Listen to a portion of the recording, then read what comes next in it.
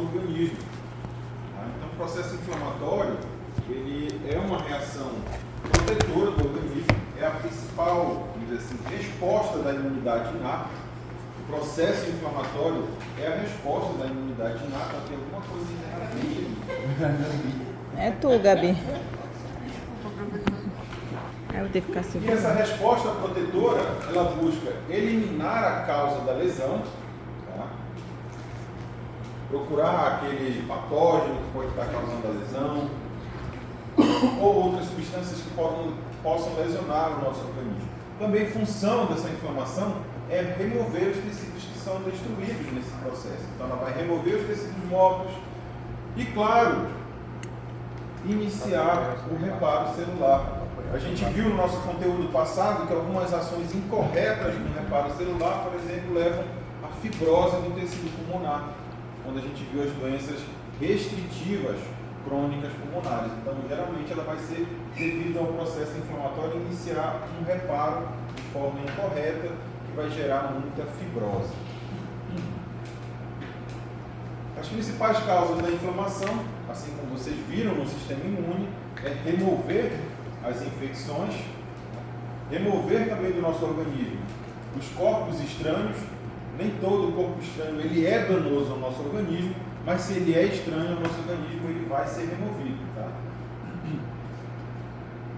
Ele também pode ser iniciado pela morte celular, ou seja, pela necrose. Então, o processo de necrose inicia um processo inflamatório muito forte. Tá? A reação com a apoptose, que é aquela morte celular programada, também pode iniciar um processo inflamatório, mas geralmente ele é mais fraco, mais controlado e causa menos dano. Tá? A necrose tecidual ela é um forte influenciador, um forte estímulo ao processo inflamatório em si.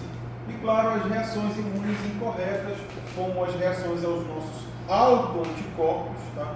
Os nossos autoantígenos geram um processo inflamatório também.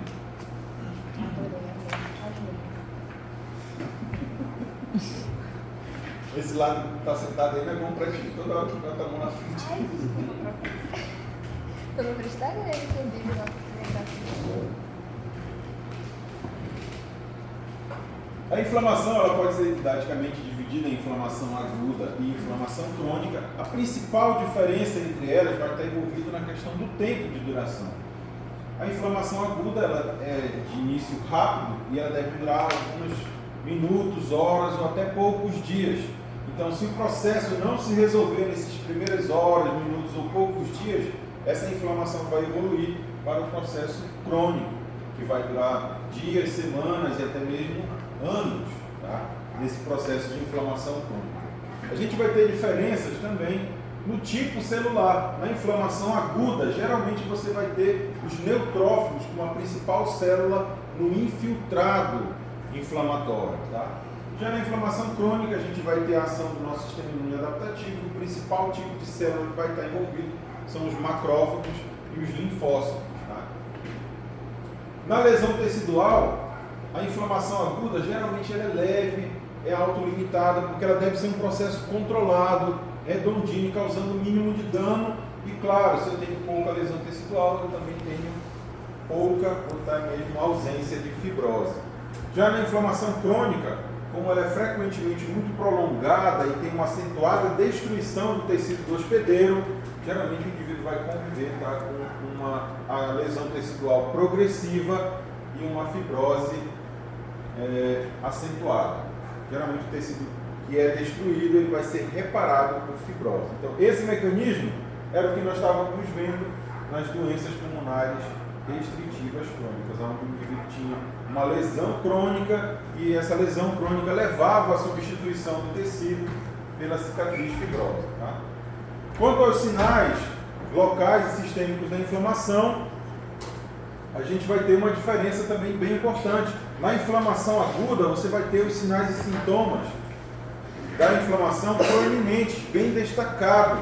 Então é fácil você perceber o processo inflamatório quando você tem uma inflamação aguda. Mas na inflamação crônica, ele é menos proeminente, ele pode ser sutil, porque geralmente se o indivíduo tem uma doença crônica, ele consegue realizar a maior parte das suas atividades diárias, está com alguma dificuldade, mas ele consegue. Na inflamação aguda, devido às características dela ser bem proeminente, bem forte, geralmente o indivíduo não consegue fazer as suas atividades diárias.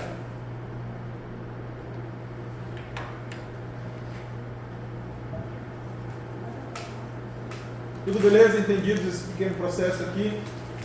Então a gente pode avançar em falar como é que funciona a inflamação local. Daqui que eu estava falando que eu necessitava que vocês já tivessem estudado o sistema imune inato, porque isso aqui é base do sistema imune inato. Então você tem aqui o nosso tecido normalzinho, tá? Aqui a arteríola, capilares, vênula, o interstício, né, o tecido extracelular, com os proteoglicanos, a matriz extracelular e tal. E, claro, as células que patrulham esse tecido. Nossos tecidos são normalmente patrulhados por leucócitos. Leucócitos residentes, como aqueles macrófagos teciduais, mastócitos, basófilos, tá? E linfócitos, que estão o tempo todo patrulhando o nosso tecido. E quando essas células encontram os corpos estranhos ou os patógenos, é que vai iniciar a reação imune, que é aquilo que vocês já deveriam ter visto, né? Quando está aqui os patrulheiros no tecido, os macrófagos teciduais, os mastócitos vão encontrar um patógeno e a ação dele de reconhecer esse patógeno vai começar a liberação das substâncias inflamatórias, das citocinas, e principalmente no início das substâncias vasoativas, como a histamina e as bradicininas. Então, falando em histaminas, eu já poderia perguntar para vocês que célula é responsável por liberar a histamina nesse tecido inflamado.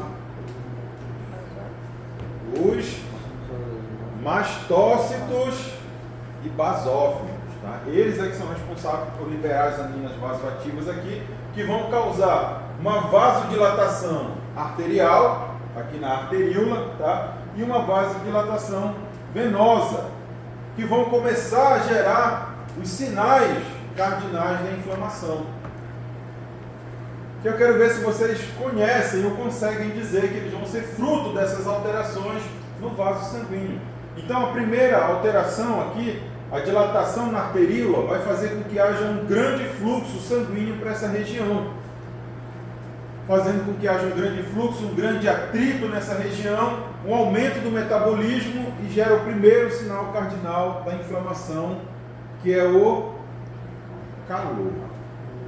Então, a hiperemia reativa, que é o aumento do fluxo arterial, vai gerar o primeiro sinal cardinal, que é o calor.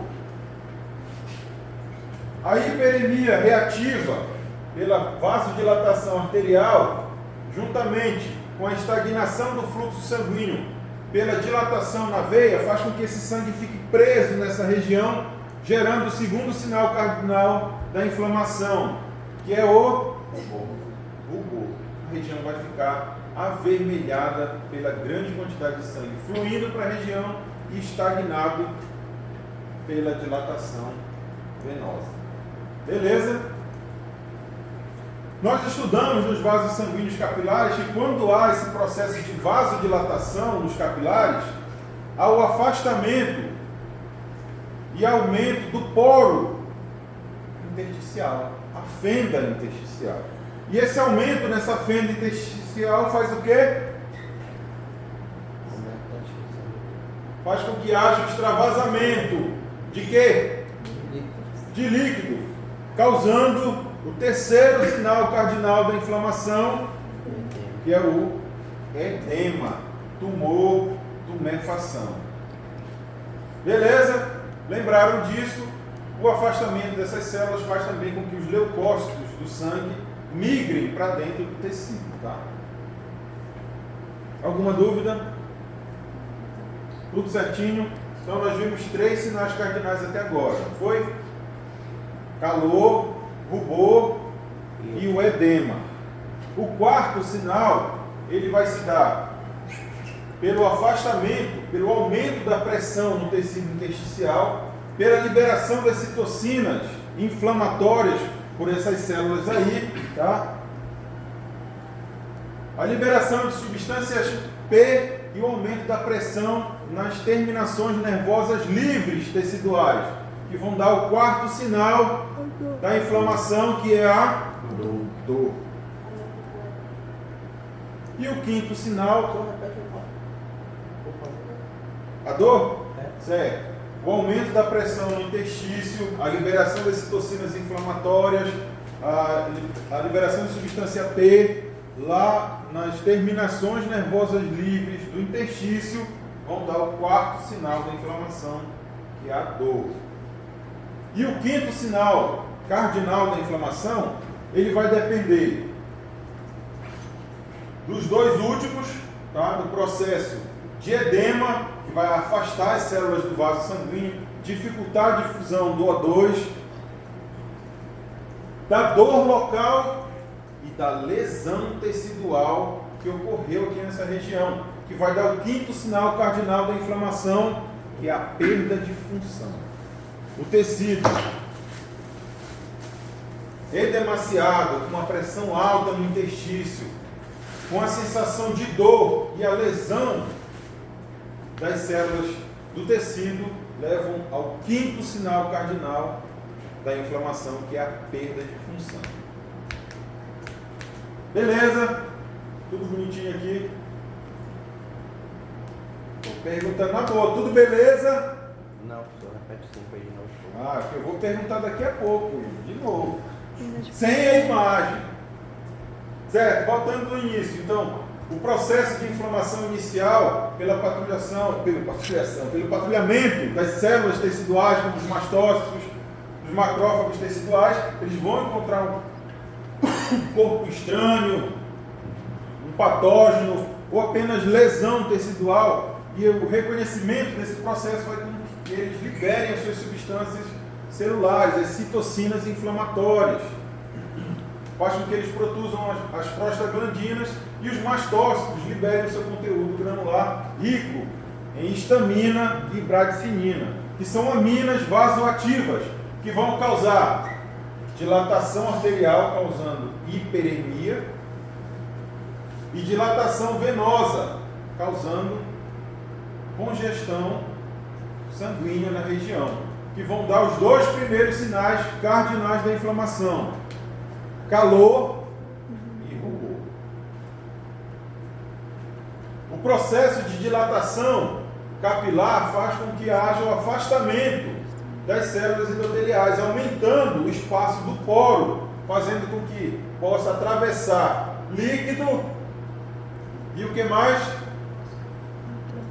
Proteínas, dando o terceiro sinal cardinal da inflamação: o tumor, tumefação ou edema. Desculpa, terceiro. Esse processo de aumento da pressão intersticial, a produção das prostaglandinas, tá, de substância P, vai excitar as terminações nervosas livres do tecido, fazendo com que haja então o quarto sinal cardinal da inflamação, que é a dor. E o quinto sinal, ele vai depender desse aumento da pressão, do afastamento das células, da dificuldade de difusão do O2 e do dano tecidual causado, fazendo então o quinto sinal cardinal da inflamação: perda de função. Beleza? Seguindo, a gente precisa lembrar como é que ocorre o processo. Normalmente você vai ter o fluxo apenas de líquido, as proteínas e as células permanecem dentro dos vasos sanguíneos. Tá?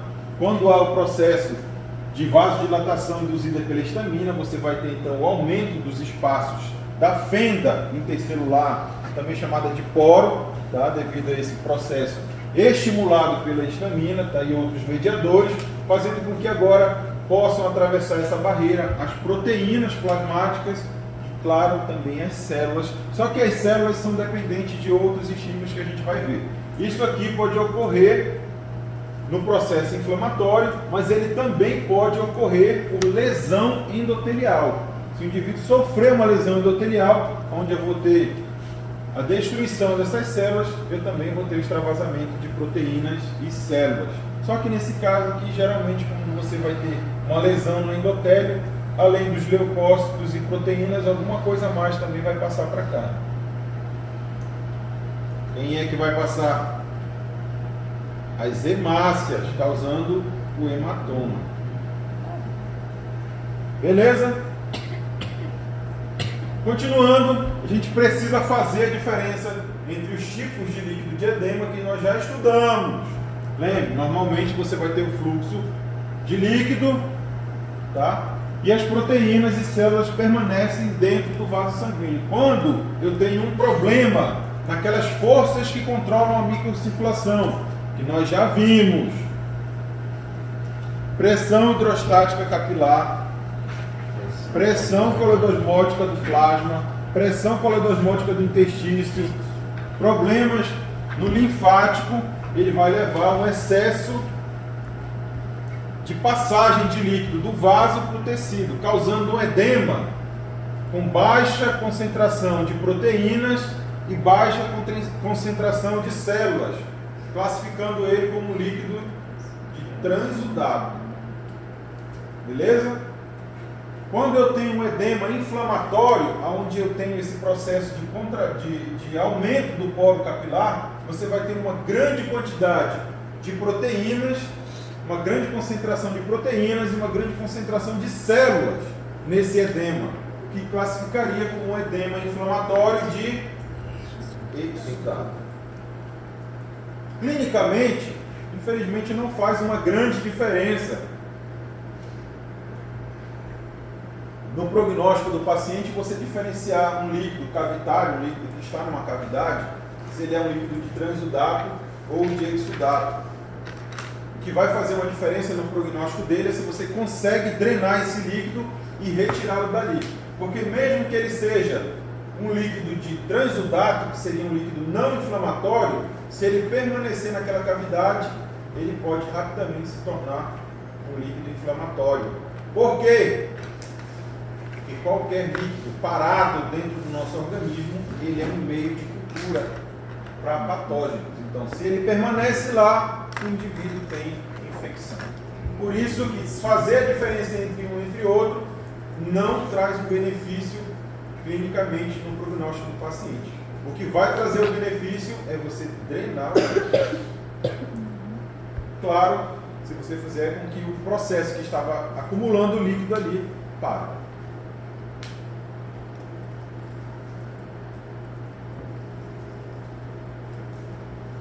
Agora sim, de novo, os sinais cardinais da inflamação para vocês repetirem para mim. Está lá o nomezinho e é claro que eu não quero saber o nome do sinal cardinal, eu quero saber o que foi que gerou ele, vocês vão ter que me dizer. Então, o primeiro sinal cardinal é o calor. O que é que faz com que haja um calor no processo inflamatório? Mastócitos e basófilos liberam basicamente a vasodilatação no lado arterial gerando hiperemia, no lado venoso gerando retenção de... O primeiro sinal, ele é dado pela ação de mastócitos e basófilos, liberando histamina e fazendo a vasodilatação arterial, o que causa a hiperemia. E essa hiperemia vai me gerar o calor. E o segundo sinal cardinal, que é o rubor, como é que ele ocorre? A dilatação do lado venoso gera retenção de sangue do local. Se vocês conseguissem falar a mesma coisa que no tempo era bom, mas estão no caminho certo.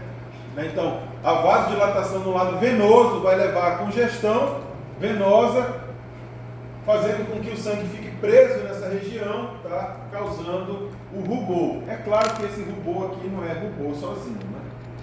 O que é que tem aqui? Aqui tem uma pequena hemorragia que levou a esse hematomazão aqui. Tem um hematoma aí porque extravasou leucócito, proteína e sangue desse vaso sanguíneo devido à lesão endotelial. Terceiro sinal cardinal, tumefação, ou também chamado de edema. Como é que ocorre o edema no processo inflamatório? A dilatação do poro capilar faz com que saia mais líquido e isso se acumula na região. Muito bem. A vasodilatação aumenta o tamanho do poro, aumenta a quantidade de líquido que é filtrado para o tecido, causando o edema. Nesse caso aqui, foi o outro tipo que causou esse edema aqui. Qual foi o outro tipo que eu falei? Lesão endotelial. Não precisa ser um rompimento do vaso, mas lesão endotelial que fez com que aquelas células sofressem um dano e contração. E aí passa leucócito, passa plaqueta, passa hemácia, causando o hematoma aqui que a gente está vendo. O quarto sinal cardinal, dor, como é que ele ocorre? Aumento da pressão, estimular as terminações nervosas livres. Não só a pressão, mas também as outras. Aumento da pressão tecidual. Pressão nas terminações nervosas. Estímulo na pressão nervosa livre. Isso. Então, o aumento da pressão causado pelo edema, a lesão tecidual estimulando diretamente as terminações nervosas livres, substância P, prostaglandinas na região, geram o quarto sinal cardinal, a dor. E o quinto sinal cardinal, perda de função. Nessa imagem aqui é bem fácil perceber a perda de função devido ao dano tecidual, à dor e ao edema local que vai prejudicar o movimento articular. Professor, você pode falar rapidinho do robô? O rubor? Foi a única coisa que eu não entendi direito. Certo.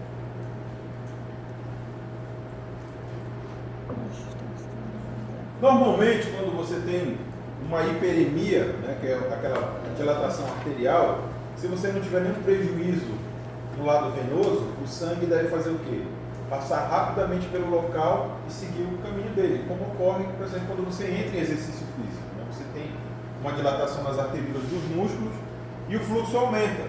Só que como você não tem uma dilatação na vênula, o sangue segue para o coração, certo? Então, no rubor, ele ocorre essa vermelhidão porque o sangue aumenta o fluxo para a região, mas a vasodilatação venosa faz com que o sangue se acumule naquele tecido, causando a vermelhidão, o rubor. Ficou melhor agora? Ou não?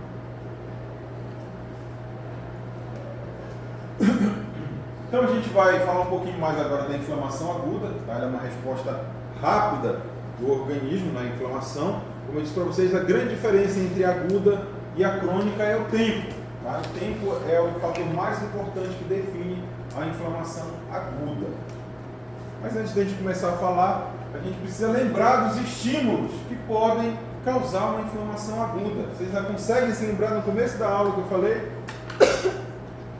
Do primeiro, que é o mesmo da função do sistema imune, combater as